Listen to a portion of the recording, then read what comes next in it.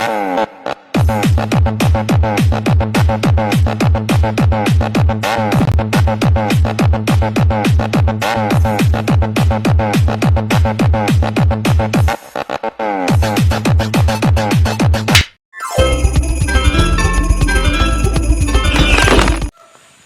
what's up? Meron na naman tayong inakit na gubat sa gitna ng kabundukan din.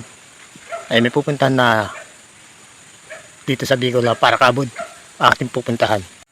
At yan nga po, akatin na natin ang bundok na sobrang taas na naman ating ruta ngayong araw. Kaya samahan niyo ulit ako sa ating adventure. Tara!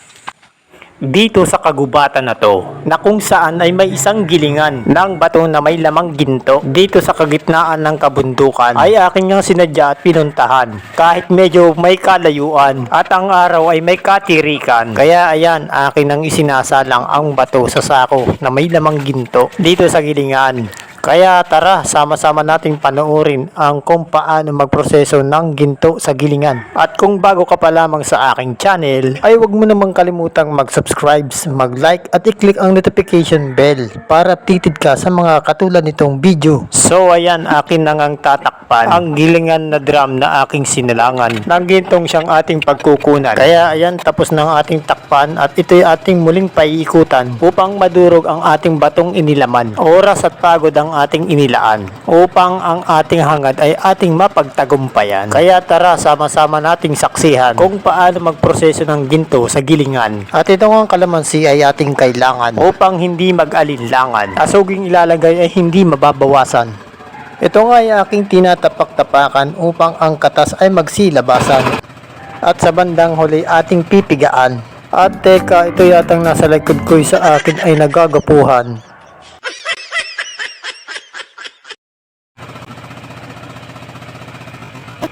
Sayaw. Ay, kaya! Pero wala tayong panahon sa ganyan. Akin na nga tinanggal ang mga pambelt ng mga drum. At ito ay aking tig-isang bubuksan. At ito na nga ay ating lalagyan ng asugi at kalamansi na kanina'y pinigaan. Kaya nga yan sa aking likuran. I-responde at ako'y tutulungan upang sa trabaho hindi ako mabigatan. Ako'y kanyang sasamahan. Habang ako'y kanyang tinitingnan, ay kanya na rin pinag-iisipan kung ano ba ang susunod na hakbang. Kaya ayan, akin ang muling binubuksan ang isang maliit na takip na kung tawagin ay outlet upang lagyan na ng kalamansi at yung sikretong panghuli ng ginto. At ang aking kasamahan ay gumagamit ng burukal upang hindi malaglag ang kalamansing ating nilalagay. At syempre ako naman, nilalagay ko na yung sikretong panghuli ng ginto. Ang panghuli nga pala ng ginto mga guys ay isang liquid metal. Kulay silver ang kanyang kulay. Para siyang aluminum foil kung pagmasdan. Kaya nga iyan, akin ang muling tatakpan at upang muling paikutan. At pag atin na yang inikutan, atin na rin niyang uurasan. Pindir niya pala sa batong ating inilaman. Kasi may mga batong talagang napakasiselan. Tulad na lang ng batong tong ating nailaman. Kaya naman ang ating oras ay ating iiksian. Ang pag-ikot ng drum ay ating bibilangan upang di madurog ang asuging inilagay. Kaya ito na nga at aking iikutan. At itong kasama ko sa likod ay hanip ang purmahan. May pagkarubin padilyang hindi mo malaman. Pero sa trabaho hindi kayang tumbasan. Hindi napapagod at di kayang tumbasan. Tunay na maaasahan sa gitna ng labanan. Kaya nga ayan, ang makina ay akin ang pinatahan. At ito nga ay akin ang bubuksan. At yan nga palang drum na yan ay mayroong mga nilalaman ng mga bakal na bilog subalit mahaba. Yan ay ating tatanggalin at ating ilalabas. Wala nang pakeme-keme at wala nang patalastas. Kaya inyong panoorin ang aking gagawin sa pagtanggal ng bakal na sobrang bibigat.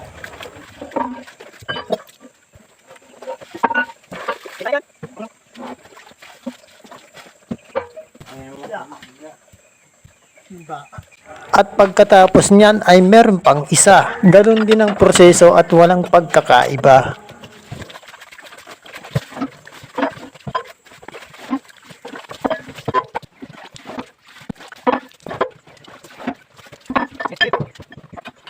At ayan na nga, binuksan na ng ating kasamahan ang takip sa ilalim upang magsilbing labasan.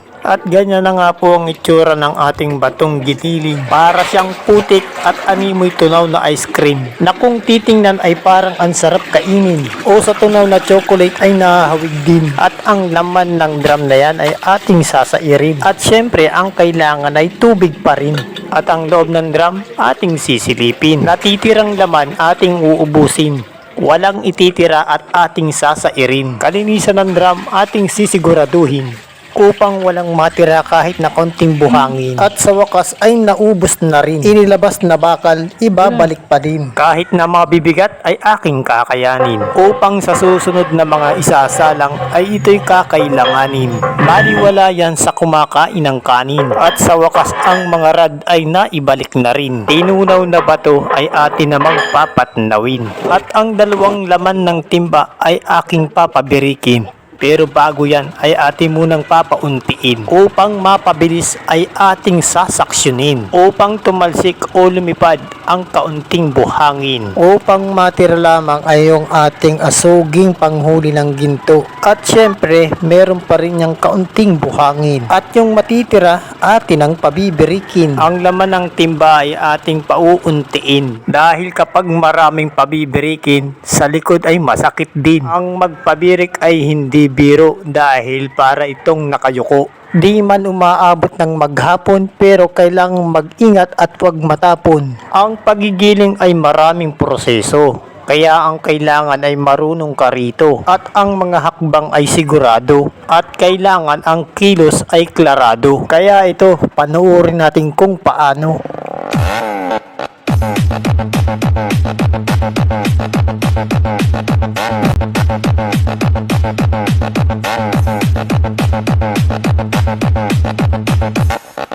Kaya ayan, akin ang pinapabirik ang ating dinurog o giniling na bato. Kasabay ng inilagay na asugi dito. At tingnan mo naman ang ating kasama rito. Hataw na hataw sa pagtatrabaho. Sa pagpapatnaw ay ganadong ganado. Halos mabasa na nga ang buong likod ko dahil sa kilos niyang talaga namang panalo.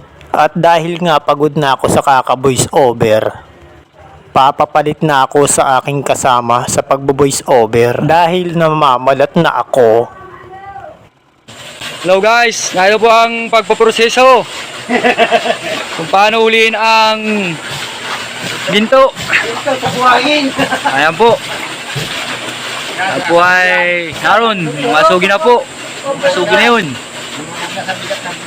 Ayan po. Mahirap po pero masaya ang paggagawa nito. Tiyagaan lang.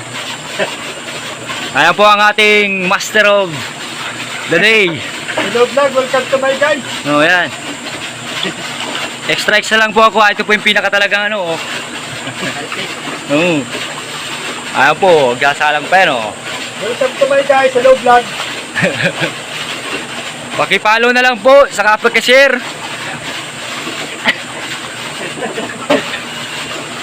Pakipalo po yung Pakipalo na lang po ito mamaya pag-uwi.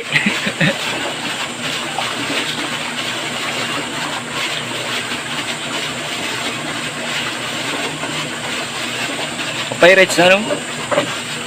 Para pirates na. kanina sa bubong pa yan. Cellphone na yan. Nakakatong niya.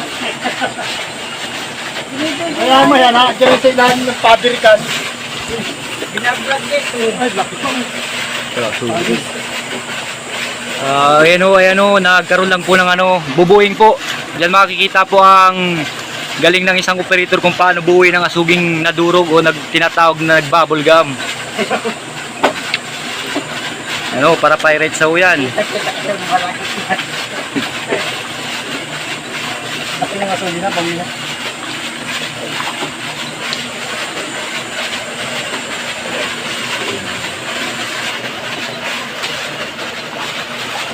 Makikita yung istek ko dyan, bayan na kita lang. Malayo.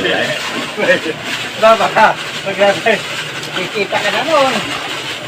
Gamit na gamit ho yan o. Wala ka na kukuha. 12 hours na ho yan, gamit na gamit yan.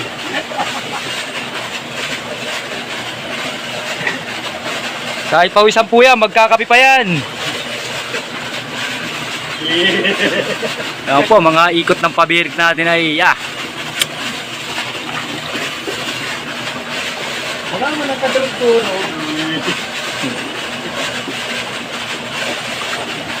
Kaya yung gusto dyan magpaturo ay message lang po kayo o comment.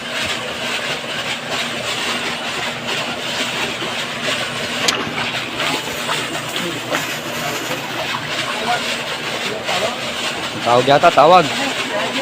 Ay, ano yata yan? Nakakapusan ng kuryente yata. Show shortage.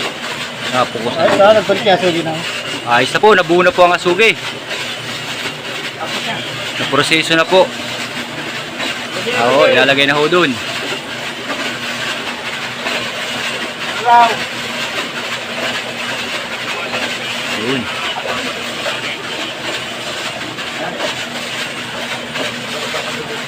Ah, wala. Ano ho? Ilo na ito, ilo. Ko. Ko. Yan.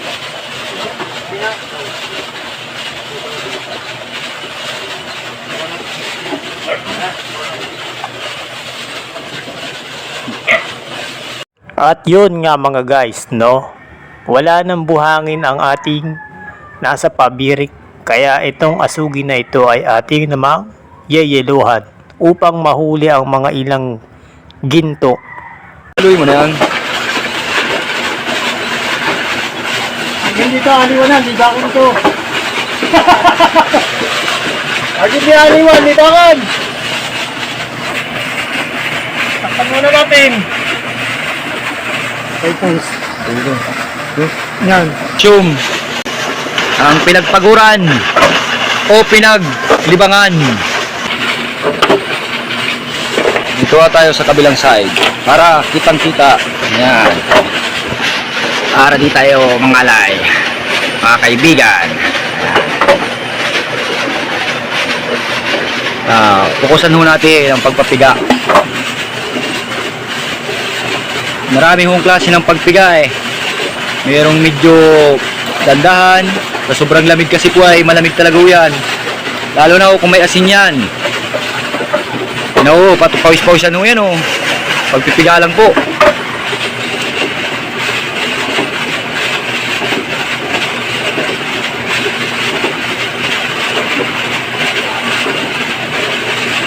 Mga idol. Shout out sa lahat na nagpapa-shout out. Dito na kayo isa-isahin.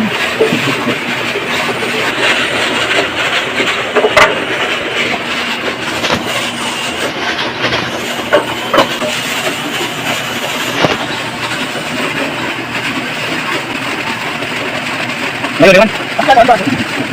Pakaroon, shotgun. Tugan natin, God. Tugan. Hop, hop. Ayos, meron ho.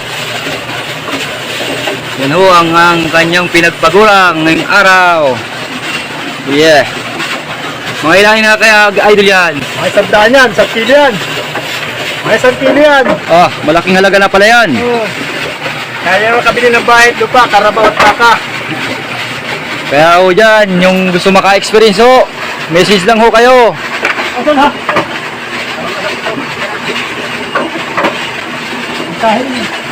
Aray, tatabi na ho yun. So ayan na nga, napigaan na natin yung asugi na may ginto at meron naman tayong nakuha. Kaya ayan atin ang lulutuin at ayan na nga ilalagay na natin siya sa palayok. Ating lulutuin sa pamamagitan ng sumpiti. Pero bago yan ay lalagyan muna natin ng gasolina itong ating tangke ng sumpiti para maluto ng maayos ang ating ginto. Dahil pag hindi maayos ang pagkakaluto ng ating ginto ay babaratin lamang tayo ng mga mamimili ng ginto. At eto nga, panuurin natin kung paano lutuin ang ating naprosesong ginto. So ayan, bilog na siya. Naluto na ng maayos. Maaring hindi na tayo mabarat ng ating pagbibilhan mamaya. Hindi naman kaaliitan yung ating na-recover. Pero napakalaking pera po niyan mga guys kung tutuusin lang kahit medyo maliit yan. Malaking pera pa rin yan. At ayan na nga no, mga guys, no, luto na. Ibig sabihin, titimbang na natin yan sa merkado. O kaya ay sa bayan o kung saan man.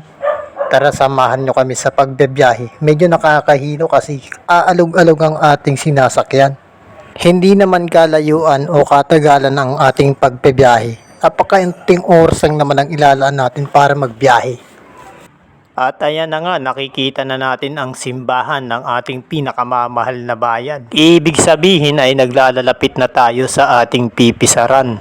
Konting sulyap muna sa ating minamahal na simbahan.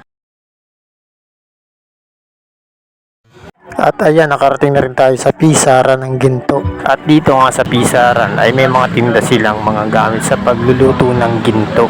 May mga palayok at kung ano-ano pa. So ayan, nabigay na nga natin sa loob yung ating pipisar na ginto. At dito nga sa lugar na to ay dito na ako nagpa-cute. At ayan, antay-antay lang tayo rito sa labas.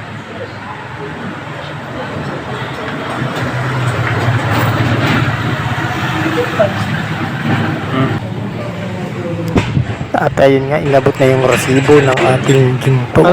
Aking titingnan kung nakamagkano ba tayo. Ating titingnan kung nakamagkano ba yung ganong kaliit na ginto o kalaking ginto. Ayan mga guys, so ang kapirahan ay 16,205. Biruin yung mga guys, no, ang lit-lit lang na ginto pero ang laki ng ating kinita.